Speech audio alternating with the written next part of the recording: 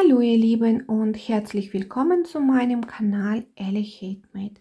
In diesem Video möchte ich euch zeigen, wie aus zwei verschiedenen Taschenrahmen zwei verschiedenen Portemonnaies häkeln kann. Ich habe ein Portemonnaie, der aus den runden Taschenrahmen gehäkelt ist, und ein Portemonnaie, der aus quadratischen Taschenrahmen gehäkelt ist.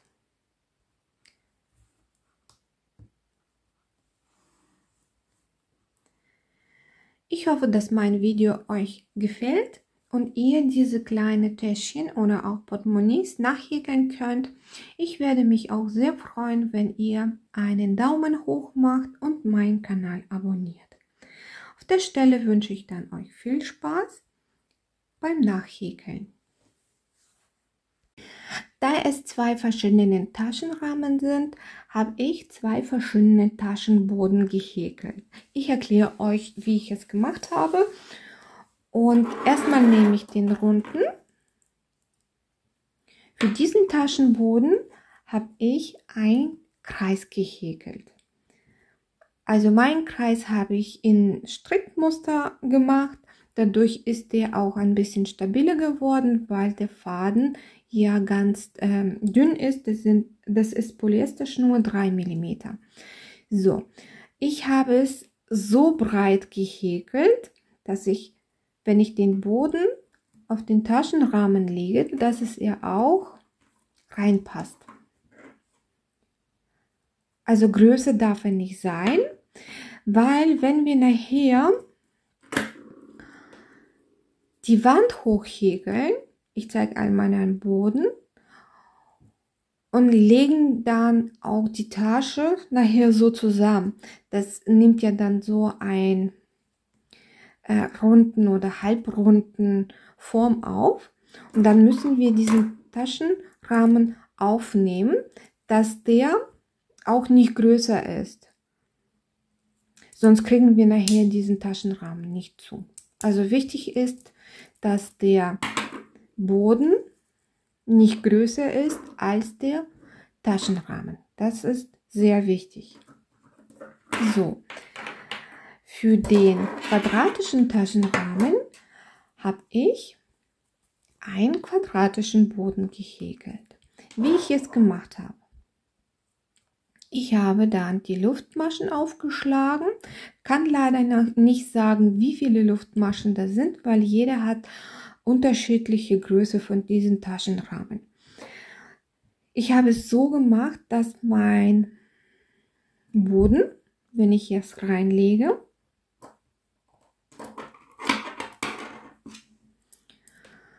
von dieser Seite, da wo die kleinen Öffnungen sind, bis auf der andere Seite kommt. Also könnt ihr sehen. So. Und die letzte Reihe werde ich noch machen und das einmal noch den Boden umhäkeln. Da kommt noch an den Seiten, an allen 4 Seiten noch ein bisschen mehr von den Volumen, und dann passt der Boden auch perfekt hier rein. So, ich häkle dann so, dass wenn ich hier mache ich auch die runden Seiten, also auf diese Seite zu kommen, muss ich auch noch mal wenden und in dieselbe Masche, wo ich die letzte Masche gemacht habe, mache ich noch eine Masche dazu, und dann hier in jede Reihe, die wir gehäkelt haben, häkeln wir eine feste Masche.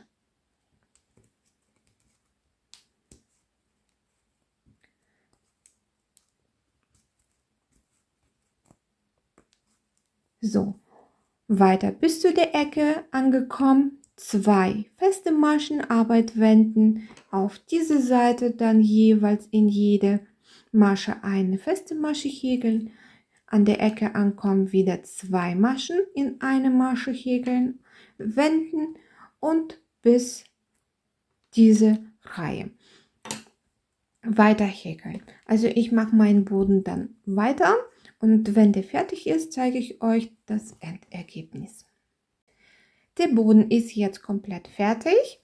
Ich lege das nochmal auf den Taschenrahmen auf und ich gucke, es passt genau richtig. Und ab jetzt werde ich dann die Wand hochhäkeln. Es ist auch euch überlassen, was für ein Muster ihr nehmt. Ich werde einfache verdrehte feste Maschen hochhäkeln und ungefähr zwischen 12-13 cm hoch, um zu gucken, ob der Taschenrahmen dann auch schon für den kleinen Portemonnaie reicht. Sobald ich diese Höhe erreicht habe, dann zeige ich natürlich, wie so eine Taschenrahmen oder den runden Taschenrahmen an den Portemonnaie angenäht wird. So, ich zeige einmal noch, wie man diese verdrehte feste Masche häkelt, falls jemand das nicht kennt. Ich werde auch keine Übergänge machen. Ich häkle einfach im Kreis, gehe unter jede Masche durch und greife den Faden von oben und dann häkle ganz normale Masche.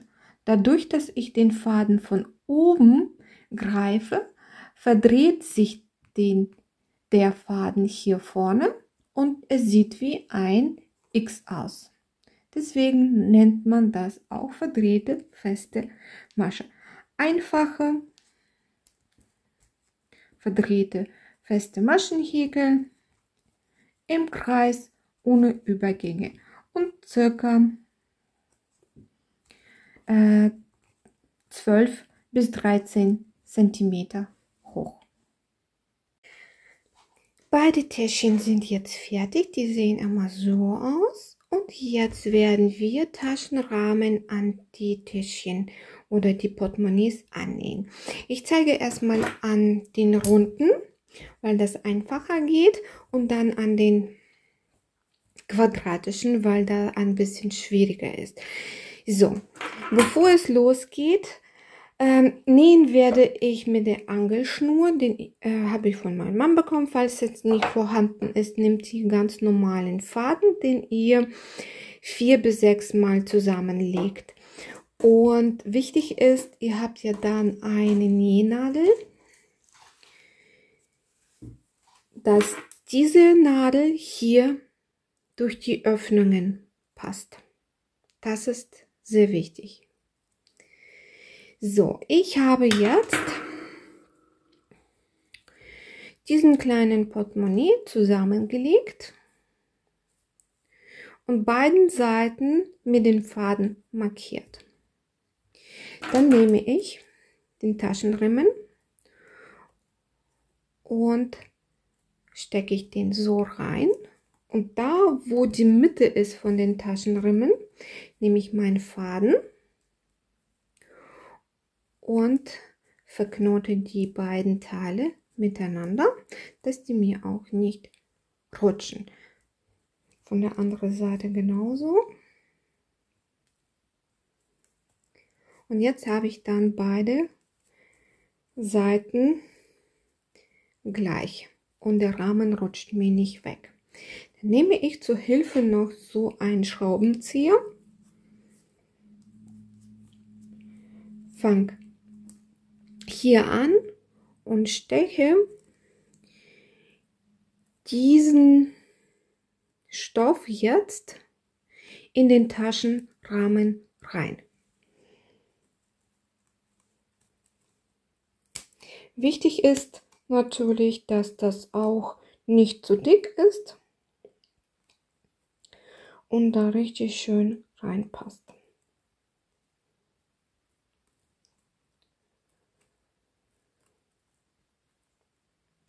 Ich mache das nicht die ganze Seite, ich mache nur so 3-4 cm.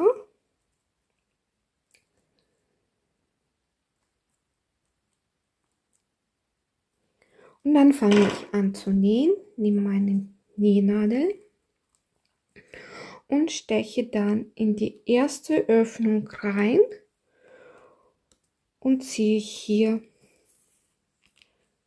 durch.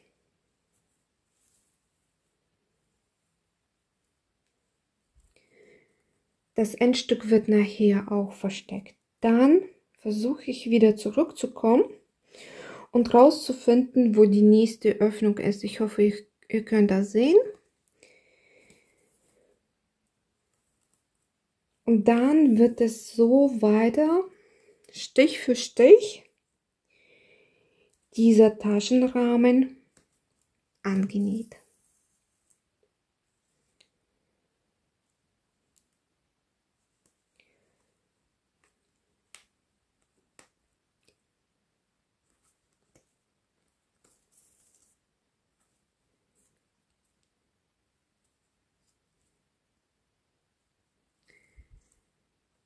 So, dann weiter.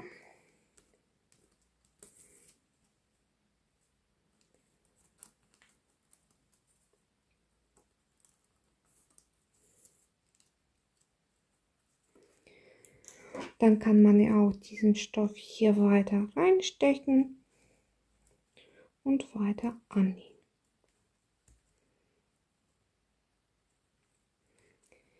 Und dann wird es Stich für Stich weiter angenäht an eine Seite und dann die andere Seite.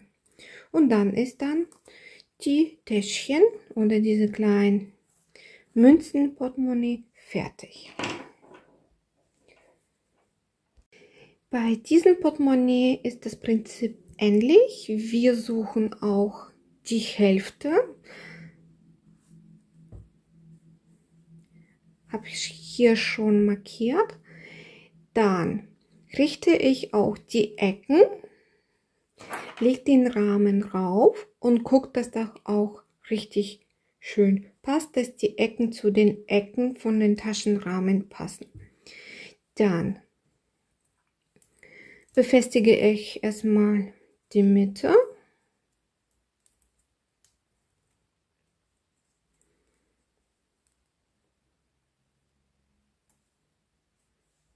Von einer Seite und dann von der anderen Seite. Da rutscht mir jetzt dann der Rahmen nicht mehr weg.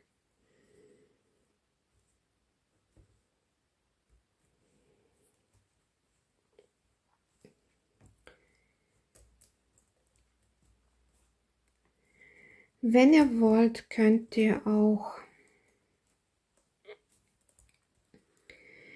dann hier in der Mitte noch befestigen. Dann ist man auch auf der sicheren Seite, dass auch nichts verrutscht. Und genauso wie ich vorhin gezeigt habe, mit den runden Taschenrahmen stechen wir hier den Stoff in den Rahmen rein und fangen an zu nähen. Achtet bitte darauf, dass die Ecken wirklich zu den Ecken passen. Wenn nachher der Taschenrahmen zu ist, so ungefähr soll es aussehen, dass wenn es nachher zu ist, dass diese Ecken richtig zueinander passen. Also nicht, dass eine Seite irgendwie verzogen ist als die andere Seite. Das ist sehr, sehr wichtig. Okay, ich habe euch gezeigt an den runden Taschenrahmen, wie es angenäht wird. Hier ist das Prinzip gleich, nur auf die Ecken drauf achten, dass sie nicht wegrutschen, dass das auch alles nachher, wenn es angenäht ist, gerade ist. Und dann nähen wir das auch einmal an. Und das Ergebnis zeige ich, wenn ich mit den beiden Täschchen fertig bin.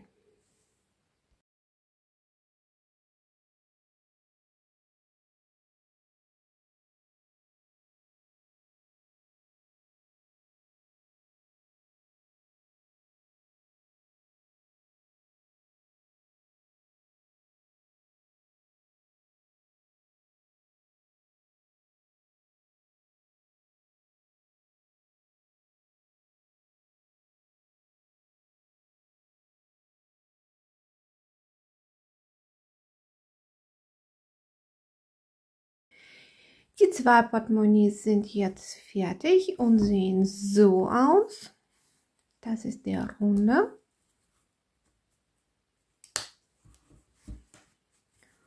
Und das ist der quadratische.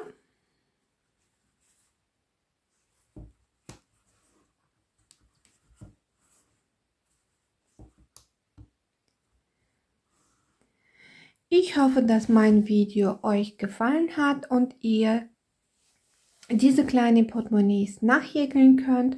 Wünsche ich euch dabei viel Spaß und bis zum nächsten Mal. Tschüss!